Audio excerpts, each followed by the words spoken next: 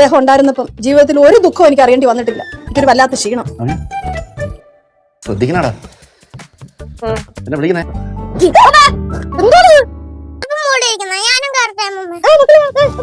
കൊച്ചങ്ങനെ മാറിയിരിക്കേ. ഒന്നാമത് ഭയങ്കര ചൂടാണ്. ഒന്നുമില്ല മോനെ.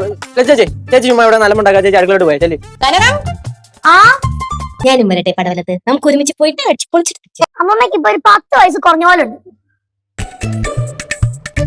മോളി വീട്ടിലെ ആരാ? ഞാൻ വീട്ടിലെ ഒരാളാ. ആരാ മനസ്സിലായില്ല? ഞാൻ സുകുമാരൻ. പ്രഭാകരൻ. എന്റെ ഭാര്യ മരിച്ചിട്ടൊന്നും ഇല്ല കേട്ടോ. ഭവാനിക്കുട്ടിയില്ല ഇവിടെ. പഴയ കമ്പനിക്കാരായിരിക്കും. നമസ്കാരം. നമസ്കാരം. ഭവാനിക്കുട്ടിയല്ലേ?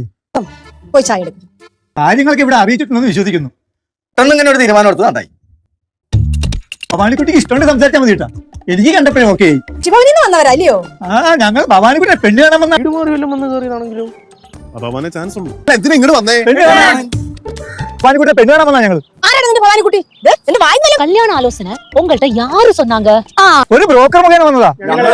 ബ്രോക്കറാ? ഏത്? സിംഗപ്പൂർ ബാസി. സന്തോഷമായ എനിക്കത് സന്തോഷമായി. സ്ത്രീധനമായിട്ട് അങ്ങനെ പടവലം വല്ല എഴുതി കൊടുക്കാൻ അങ്ങനെ പ്ലാൻ വല്ലതും ഉണ്ടോ?